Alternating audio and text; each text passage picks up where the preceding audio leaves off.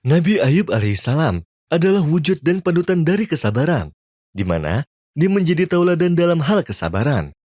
Ketika seseorang bertambah kesabarannya, ia berkata, "Aku bersabar seperti bersabarnya Nabi Ayub alaihissalam." Nabi Ayub beserta kaumnya dan keluarganya memiliki kekayaan yang sangat banyak. Ia mempunyai binatang ternak yang banyak dan mempunyai tanah yang sangat luas sehingga sulit untuk mengukur sejauh mana ujungnya. Seperti halnya ia mempunyai budak yang banyak, serta anak-anak dan keluarganya membantu semua kesulitannya. Ditambah pula cucu-cucunya yang berjumlah tidak sedikit. Lalu, ia selalu bersabar dan tabah. Allah Subhanahu wa Ta'ala telah memuji atas hambanya yaitu Nabi Ayub alaihissalam di dalam Al-Quran Al-Karim. Maka, Allah Subhanahu wa Ta'ala berfirman, "Sesungguhnya kami dapati dia seorang yang sabar. Dialah sebaik-baiknya hamba. Sungguh, dia sangat taat kepada Allah." Maksudnya yaitu selalu kembali pada Allah dengan berzikir dan bersyukur kepada Allah serta bersabar. Nabi Ayub selalu bersedekah. Dia tidak kikir dengan hartanya pada fukara dan orang-orang yang membutuhkan. Ia selalu memberi pengemis dan orang-orang yang kesulitan sebagai rasa syukur kepada Allah Subhanahu wa Ta'ala yang telah memberinya banyak kenikmatan. Ia pun berjalan di antara manusia dengan baik dan mendamaikan antara orang yang bermusuhan. Pada suatu hari, ia berjalan lalu melihat dua orang yang salah satunya berkata, "Demi Allah, aku telah memberikanmu 100 dinar dan belum engkau kembalikan." Dan yang lainnya berkata, "Demi Allah, aku telah mengembalikannya padamu." Nabi Ayub pun mengeluarkan 100 dinar dari hartanya dan menyelesaikan perselisihan di antara mereka berdua. Dan ketika orang-orang bertanya padanya, "Kenapa kamu melakukan itu?" Ia pun menjawab, "Aku membenci orang yang bersumpah kepada Allah dalam pertikaiannya." Lalu, Allah Subhanahu wa Ta'ala ingin menguji Nabi Ayub apakah dia akan tetap bersabar ketika ditimpa musibah padanya.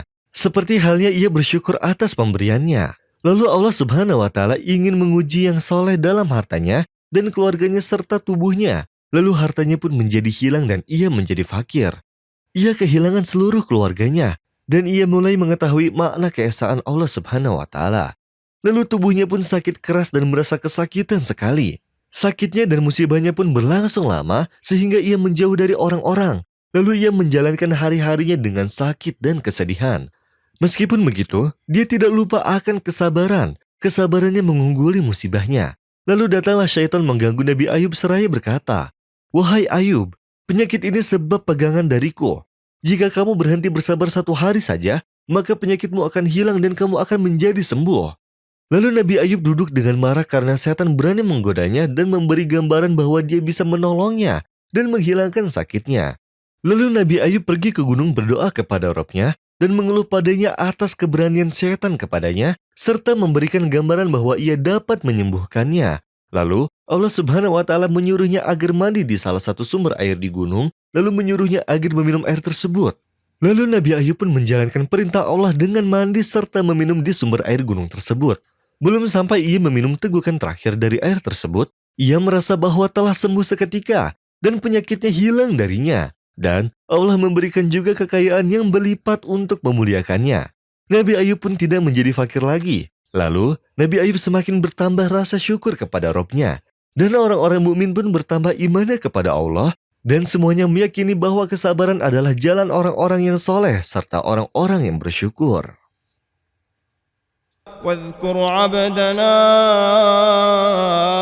أيوب إذ نادى ربه أني مسني الشيطان بنصب وعذاب اركض برجلك هذا مغتسل بارد وشراب ووهبنا له أهله ومثلهم معهم رحمة منا وذكرى لأولي الألباب وخذ بيدك ضغثا فاضرب به ولا تحنث إنا وجدناه صابرا نعم العبد إنه أواب.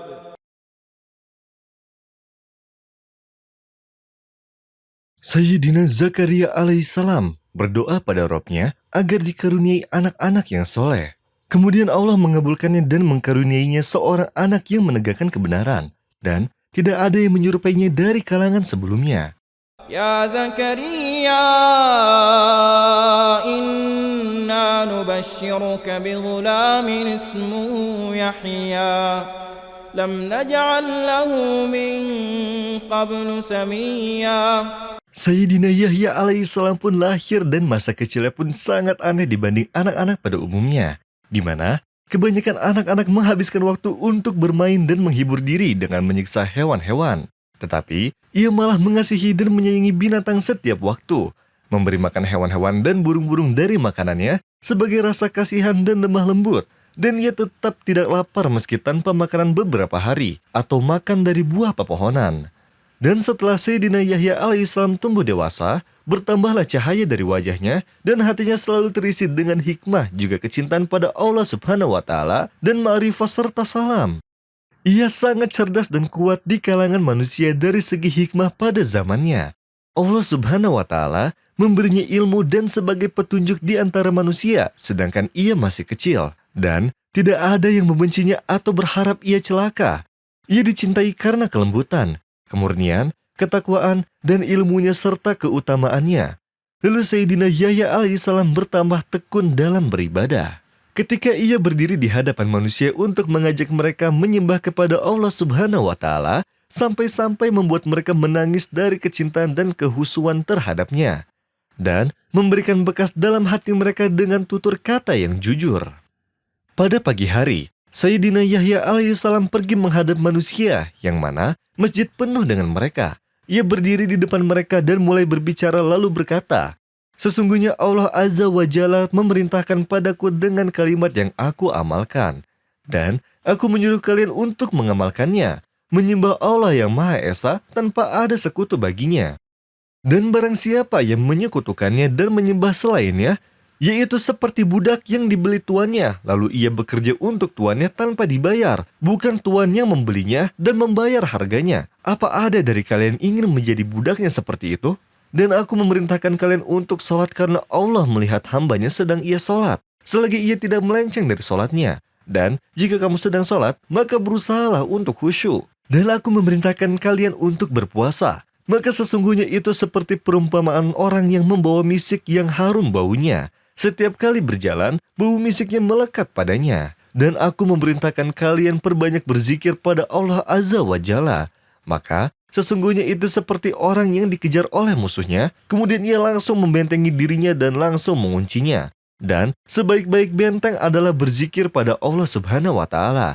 Tidak akan selamat bagi mereka tanpa benteng ini." Lalu Sayyidina Yahya alaihissalam pun terus mengajak kaumnya untuk beribadah kepada Allah Subhanahu wa Ta'ala hingga ia wafat di umurnya yang masih muda.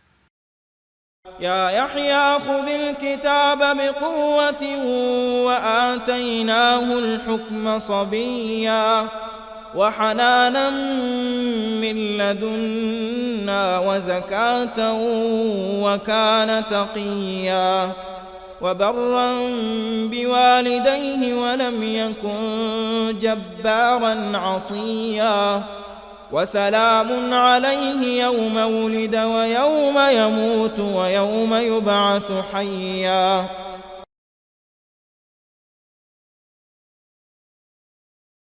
Istri Imran adalah wanita yang solehah akan tetapi tidak bisa mempunyai anak.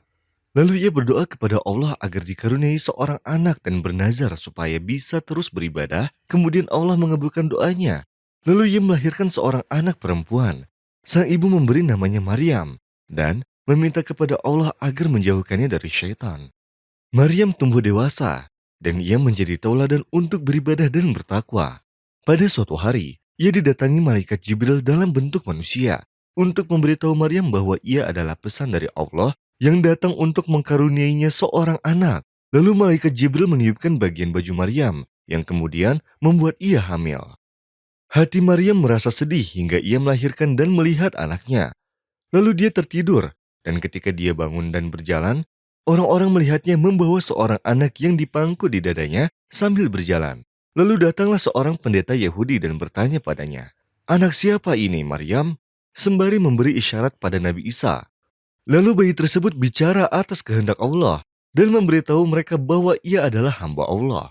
Dan Allah telah menjadikannya seorang nabi. فأتت به قومها تحمله قالوا يا مريم لقد جئت شيئا فريا يا أخت هارون ما كان أبوك امرأ سوء وما كانت أمك بغيا فأشارت إليه قالوا كيف نكلم من كان في المهد صبيا قال إني عبد الله آتاني الكتاب وجعلني نبيا وجعلني مباركا أينما كنت وأوصاني بالصلاة والزكاة ما دمت حيا. Lalu wajah pendeta itu pun terkejut. Nabi Isa pun telah tumbuh dewasa, dan ia mengetahui Allah telah memilihnya menjadi seorang nabi dan menurunkan padanya kitab Injil. Kemudian ia mengajak orang Yahudi dan Bani Israel untuk beriman kepada Allah yang Maha Esa, hingga Allah meridhoi mereka. Akan tetapi, mereka tidak mendengarkan nasihatnya dan menentangnya, bahkan berdusta padanya. Dan tidak ada yang menolongnya kecuali jumlah yang sedikit yang beriman kepadanya, yaitu mereka orang-orang Hawari. Mereka berada di sekelilingnya dan belajar darinya. Dan ketika jumlah Bani Israel semakin bertambah menentang dan mengingkarinya, maka Allah Subhanahu wa Ta'ala memberikan kepada nabinya mukjizat-mukjizat untuk meyakinkan bahwa ia adalah seorang nabi dan bukan seperti manusia biasa. Lalu ia menggenggam sebuah tanah lalu membentuknya menjadi seekor burung. Kemudian dia meniupnya, sehingga burung tersebut menjadi hidup dan dapat terbang dengan izin Allah. Penduduk pada zamannya berbangga diri dengan keahlian mereka dalam hal kedokteran. Kemudian Allah Subhanahu wa Ta'ala memberi Nabi Isa mukjizat untuk menyembuhkan penyakit, sehingga ketika ia menaruh tangannya pada orang yang sakit, maka sembuhlah orang tersebut dengan izin Allah. Meski dengan semua mukjizat ini, Bani Israel tetap ingkar dan menentang Nabi Isa. Tetapi Nabi Isa tetap mengajak kepada kebenaran, hingga banyak yang beriman kepadanya, dan bertambah jumlah orang pengikutnya. Akan tetapi orang Yahudi semakin menentang dan mengingkarinya. Lalu mereka pergi menghampiri raja dan memberitahu padanya bahwa sesungguhnya Nabi Isa ingin menjadi raja dan akan mengambil kerajaan darinya. Maka raja pun marah dan menyuruh mereka untuk menghadirkannya lalu dibunuh. Dan ketika Nabi Isa mengetahui bahwa Yahudi ingin membunuhnya, ia pun pergi keluar bersama sahabatnya. Lalu ia bertanya, "Siapa dari kalian yang siap untuk menyerupaiku, lalu disalib sebagai penggantiku?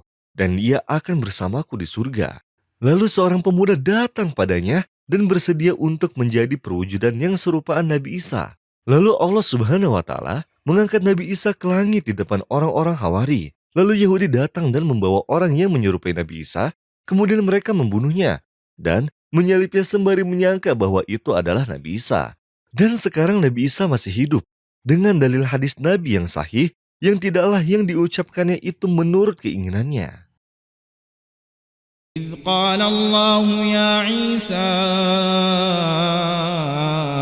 إني متوفيك ورافعك إلي ومطهرك من الذين كفروا وجاعل الذين اتبعوك فوق الذين كفروا إلى يوم القيامة ثم إلي مرجعكم فأحكم بينكم فيما كنتم فيه تختلفون فأما الذين كفروا فأعذبهم عذابا شديدا في الدنيا والآخرة وما لهم من ناصرين وأما الذين آمنوا وعملوا الصالحات فيوفيهم أجورهم والله لا يحب الظالمين.